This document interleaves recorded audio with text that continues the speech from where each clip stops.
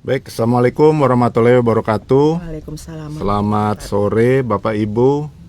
Sebagaimana tadi sudah disampaikan oleh Pak Dubes, saat ini kita akan masuk untuk penjelasan teknis dari Permen Hukum nomor 6 tahun 2025 tentang penegasan kewarganegaraan Indonesia. Di sebelah saya sudah ada Ibu Andi Eva, Ibu Eva Atase Hukum KBRI Kuala Lumpur yang akan menjelaskan. Untuk mempersingkat waktu, kami persilakan Bu. Baik, terima kasih Pak Wisnu. Selamat sore Bapak Ibu semuanya di seluruh dimanapun berada ya Pak. Yes. Izin. Mungkin tadi sudah disampaikan sedikit oleh Pak Dubes yang bahwa pada intinya peraturan Menteri Hukum ini merupakan dasar hukum bagi perwakilan RI untuk memberikan penegasan status kewarganegaraan bagi warga negara Indonesia di luar negeri.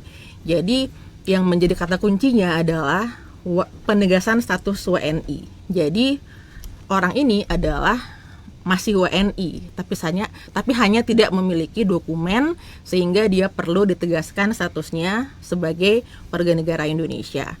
Mungkin saya bisa ke slide berikutnya. Yang ini subjek. Jadi ini salah satu poin penting dari permen ini, bahwa siapa saja yang menjadi subjek dari penegasan status kewarganegaraan Indonesia. Yang pertama tentunya adalah warga negara Indonesia, kemudian tadi anak yang lahir dari perkawinan yang sah antara ayah dan ibu warga negara Indonesia. Kemudian yang ketiga, anak yang lahir di luar perkawinan yang sah antara seorang ibu atau ayah warga negara Indonesia. Jadi meskipun dia pernikahannya tadi tidak sah secara administrasi hukum Indonesia, namun dilakukan secara siri, asalkan anak tersebut dapat dibuktikan bahwa dia adalah anak dari ibu atau ayah seorang WNI, maka itu dia dapat diberikan penegasan status sebagai warga negara Indonesia. Kemudian ini poin yang berikutnya yang penting, nggak ada ya di slide-nya, yaitu WNI yang tidak memiliki kartu tanda penduduk dan atau paspor dan atau surat perjalanan laksana paspor yang masih berlaku. Nah ini penting. Jadi penegasan status kewarganegaraan ini adalah hanya dilakukan bagi mereka yang tidak memiliki 3 dokumen tersebut. Jadi kalau tidak punya KTP yang ternyata dicek masih berlaku, kemudian tidak punya paspor atau tidak punya SPLP. Kalau tidak punya salah satu dari 3 ini, maka dia masuk ke dalam subjek penegasan status kewarganegaraan. Kemudian yang terakhir juga penting, yaitu keturunan warga negara Indonesia, keturunan WNI yang telah berusia 18 tahun tapi tidak pernah memiliki kewarganegaraan asing. Jadi memang dia keturunan WNI yang masih WNI karena dia tidak pernah menjadi warga negara asing.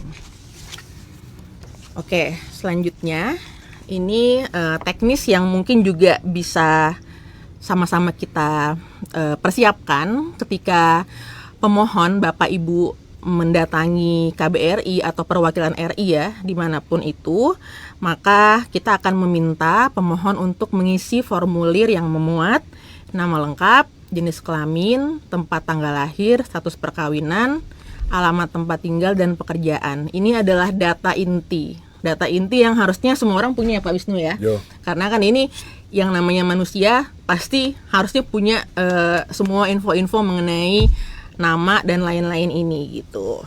Jadi kalau misalnya saat ini masih bingung, mungkin bisa dipertimbangkan ya Pak Wisnu ya. Kira-kira kalau ditanya pekerjaannya apa, ada gitu pekerjaannya. Karena kan pasti ada di Malaysia, pasti ada pekerjaannya dong gitu kan. Oke, kemudian kita masuk ke yang berikutnya. Ini juga cukup penting, yaitu pemohon anak. Nah, pemohon anak ini adalah yang belum berusia 18 tahun. Nah, pemohon anak ini dia harus didampingi oleh orang tua atau kuasa atau wali. Nah, ini juga menjadi penting. Kuasa atau wali ini untuk anak adalah orang dewasa yang memiliki pengetahuan mengenai asal-usul anak tersebut serta kondisi anak sehari-hari.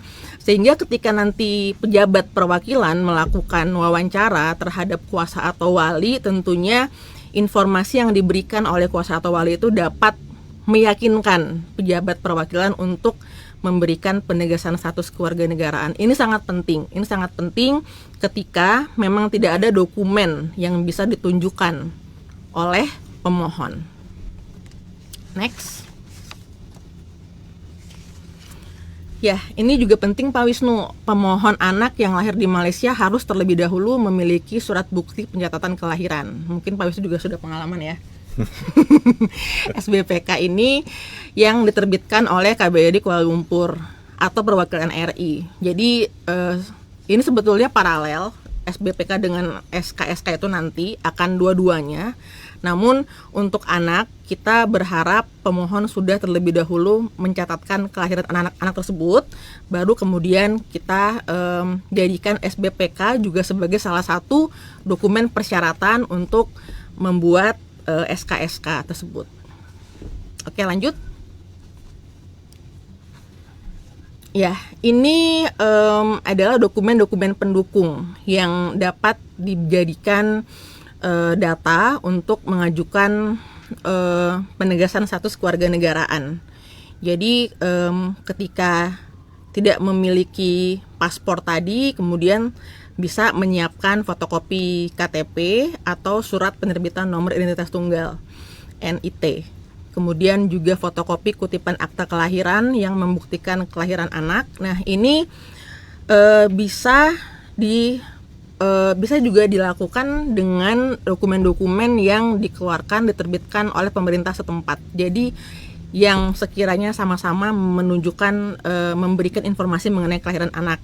Contohnya kalau di Malaysia sijil kelahiran itu juga kita terima sebagai bukti yang sah. Asalkan memang dokumen tersebut dikeluarkan secara resmi oleh pemerintah setempat atau pemerintah Indonesia. Kemudian yang C, fotokopi kutipan akta perkawinan atau buku nikah orang tua. Ini untuk anak. Untuk anak yang akan ditegaskan juga perlu disiapkan fotokopi kutipan akta perkawinan atau buku nikah orang tuanya. Kemudian untuk anak yang belum berusia 18 tahun tapi sudah menikah, juga fotokopi kutipan akta perkawinan atau buku nikah anak. Kemudian fotokopi paspor RI atau SPLP, fotokopi paspor RI atau SPLP orang tua. Jadi ini yang ada di sini itu kita hanya perlu salah satu. Jadi ketika sudah ada salah satu dokumen ini, maka itu sudah otomatis dapat kita terbitkan surat penegasan status kewarganegaraannya. Nah, yang G ini tadi yang saya sebutkan, dokumen sejenis yang dikeluarkan oleh pemerintah setempat. Untuk Malaysia kita mungkin bisa mencontohkan di sini sijil kelahiran, IC merah, dan cabutan daftar kad pengenalan. IC merah itu kan biasanya di belakangnya ada ya tulisan keterangan warga negara Indonesia seperti itu ya. Nah, itu kita anggap sebagai satu bukti yang sah, yang valid untuk membuktikan atau mempertimbangkan penegasan status kewarganegaraan Indonesianya. Next. Kemudian ini tadi secara teknis SKSK ini, jadi output dari proses penegasan status kewarganegaraan ini, output yang terakhirnya adalah surat keterangan status kewarganegaraan Republik Indonesia atau SKSK RI. Nah, ini diterbitkan oleh Menteri Hukum Republik Indonesia. Saat ini belum berbayar Pak Wisnu, gratis. Tapi karena Menteri Hukum dan HAM, Menteri Hukum aja nggak pakai HAM, sorry. Menteri Hukum yang menandatangani gitu kan, makanya kita berharap dokumen tersebut tentunya akan memiliki kekuatan yang dapat digunakan ketika pemohon kembali ke Indonesia untuk membuat dokumen-dokumen identitas di Indonesia. Secara teknis, SOP di peraturannya, proses penerbitan SKSK ini sampai dengan ditandatangani oleh Menteri Hukum RI adalah paling lama 5 hari kerja, terhitung sejak tanggal dokumen diterima. Jadi ini maksimal ya, paling lama 5 hari kerja. Jadi paling cepat mungkin 3 jam ya.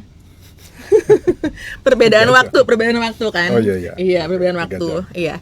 Jadi insya Allah 1 bulan lagi, enggak sih, 1 bulan dari tanggal 24 waktu itu kita sudah mulai dapat menerapkan aplikasinya. Jadi dari semua perwakilan dapat mengajukan SK-SK ini ke pusat, ke Jakarta, ke Ditjen AHU, Kementerian Hukum, untuk kemudian diproses. Jadi di situ tidak ada minimum waktunya berapa, paling cepat berapa lama, tapi kita akan upayakan kalau memang dia bisa memberikan dokumen-dokumen yang ternyata terbukti memang menunjukkan sebagai bukti yang kuat menunjukkan bahwa dia WNI, itu kita bisa melakukannya dalam 1 hari kerja. Kita upayakan seperti itu, Pak Wisnu. Jadi tetap seperti selama ini, one day service gitu kan. Dan jadi tergantung dari kesiapan Bapak Ibu juga dalam memberikan dokumen-dokumen pendukungnya. Kalau misalnya tidak meyakinkan atau bahkan sama sekali tidak ada, tentunya nggak bisa langsung ya Pak Wisnu ya, karena kita juga harus melakukan berbagai proses lagi berikutnya. Next. Nah, ini sekarang bagaimana jika pemohon tersebut tidak dapat menunjukkan dokumen persyaratan apapun? Kalau tadi kan masih ada IC merah atau masih ada sijil lahir gitu. Nah, ini kalau ini gimana kalau sama sekali nggak punya dokumen apapun gitu, bener-bener istilahnya di sini tuh kosongan ya, bener-bener kosongan gitu. Nah, untuk pemohon yang seperti itu juga masih dapat mengajukan permohonan penegasan status kewarganegaraan RI. Nah, ini luar biasa baik sekali ya pemerintah Indonesia ya Pak Wisnu ya, karena tadi kita concern terhadap status dari anak-anak itu. Nah, ini tahapannya tentunya akan lebih lama dan lebih detail karena akan melalui proses wawancara, di mana wawancara ini dilakukan oleh pejabat perwakilan RI, yang mana materi wawancaranya dan hasil wawancara itu akan tertuang dalam berita acara wawancara yang kemudian harus dapat menunjukkan bukti bahwa pemohon adalah WNI. Jadi informasi dan bukti-bukti apapun yang disampaikan oleh pemohon itu harus dapat memberikan keyakinan kepada pejabat perwakilan RI bahwa orang tersebut atau anak itu memang adalah WNI atau keturunan WNI. Nah, jadi yang kedua, pemohon wajib menjawab seluruh pertanyaan dengan sebenar-benarnya, karena ini kita pengalaman ya Pak Wisnu. Kita sudah berusaha untuk membantu, kemudian beberapa pemohon ternyata tidak memberikan keterangan yang sebenar-benarnya. Jadi kemudian di kemudian harinya menjadi masalah gitu, baik bagi kami maupun bagi pemohon juga. Jadi ini kami tadi Pak Dubes juga sudah sampaikan bahwa kami mohon agar Bapak Ibu memberikan informasi keterangan yang sebenar-benarnya, sehingga ketika melakukan proses ini kita tidak terkendala atau tidak menemui permasalahan lagi, khususnya untuk kedepannya juga kita tidak akan menemui permasalahan. Nah, ini yang ketiga. Yang ketiga ini juga harus kita laksanakan. Kalau apabila memang tidak ada dokumen sama sekali, maka pemohon harus menandatangani surat pernyataan tanggung jawab mutlak SPTJM yang menyampaikan bahwa pemohon telah menginformasikan dengan sebenar-benarnya dan menjadi tanggung jawab pemohon apabila informasi yang disampaikan itu tidak sesuai dan kemudian terdapat masalah di kemudian harinya.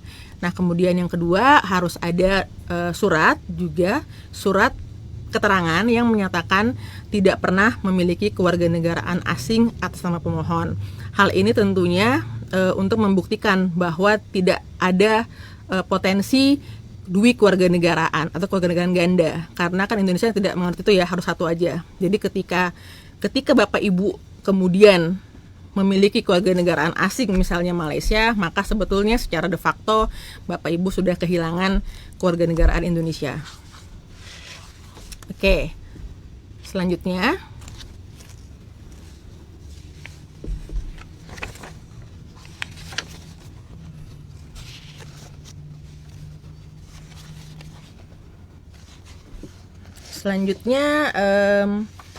Menteri Hukum dan HAM RI itu kemudian akan melakukan proses verifikasi terhadap keabsahan dokumen persyaratan berita acara wawancara, dan juga bukti lainnya dalam jangka waktu paling lama 30 hari sejak dokumen diterima.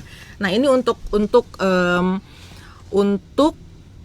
pemohon yang sama sekali tidak dapat menunjukkan bukti apapun. Jadi 30 hari kerja itu adalah maksimal.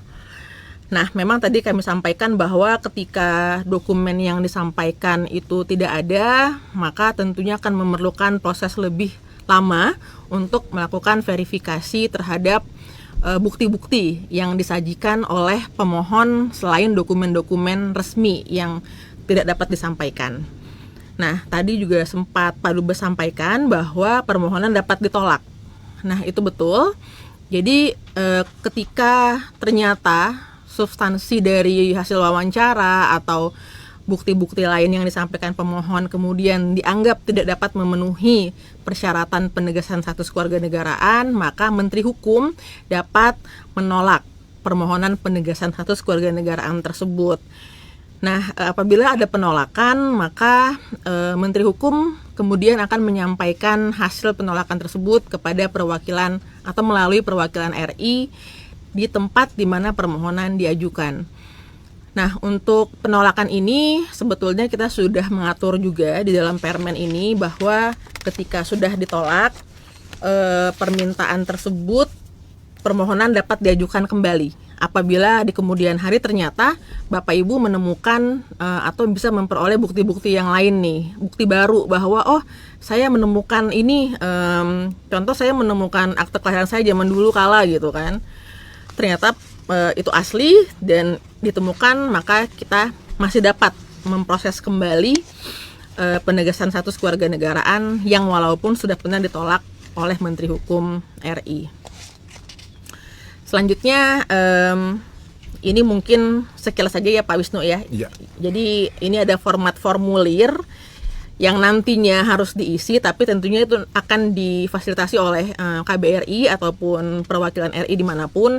Jadi nanti kami tentunya akan juga berkoordinasi ya Pak Wisnu dengan semua perwakilan yang banyak pemohon seperti ini gitu kan. Tapi intinya di sini ada beberapa formulir yang nanti harus diisi, tapi overall isinya sebetulnya mengenai data-data atau informasi-informasi yang diperlukan bagi pejabat di perwakilan untuk menegaskan dan menentukan status orang atau anak tersebut adalah WNI. Mungkin sementara itu, jadi ini juga ada materi wawancara Pak Wisnu, jadi diatur juga dalam Permen ini apa-apa saja yang minimal harus ditanyakan oleh pejabat perwakilan. Jadi bisa dikembangkan, namun minimal yang 14 di list ini itu harus ditanyakan kepada pemohon untuk membuktikan bahwa dia adalah WNI. Jadi overall kita berharap peraturan menteri ini tentunya mempermudah Bapak Ibu yang ingin atau perlu memperoleh penegasan status kewarganegaraan, baik itu orang dewasa maupun anak-anak. Ini contohnya materi wawancara dan format berita acara wawancara. Nanti ini yang akan diisi, kemudian ditandatangani oleh pejabat di perwakilan, kemudian disampaikan ke pusat melalui aplikasi AHU Kewarganegaraan. Kemudian nanti setelah diverifikasi di pusat, kemudian akan diterbitkan SK-SK RI yang ditandatangani oleh Menteri Hukum Republik Indonesia. Oke, baik. Terima kasih Bu Eva atas penjelasannya. Tadi ada beberapa hal yang mungkin kami perlu untuk ulangi lagi, mungkin kepada Bapak Ibu semua. Yaitu yang pertama, penegasan kewarganegaraan ini bisa bagi anak yang lahir dari perkawinan yang sah maupun perkawinan yang di luar undang-undang atau nikah siri, ya. Jadi silahkan bagi yang nikahnya tidak ada buku nikah, nggak apa-apa, datang saja ke KBRI, nanti akan dibantu. Kemudian juga proses penegasan ini adalah bagi anak yang tidak punya apapun, kosongnya itu benar-benar kosong sebagaimana tadi yang sudah disampaikan oleh Pak Dubes. Kosongnya betul-betul kosong, tidak apa-apa selama dia memang keturunan Indonesia dan nanti ada proses yang bisa ditempuh untuk memperoleh kewarganegaraan. Sangat penting kalau selama pengalaman KBRI Kuala Lumpur ya, sangat penting peran keluarga di kampung halaman di Indonesia.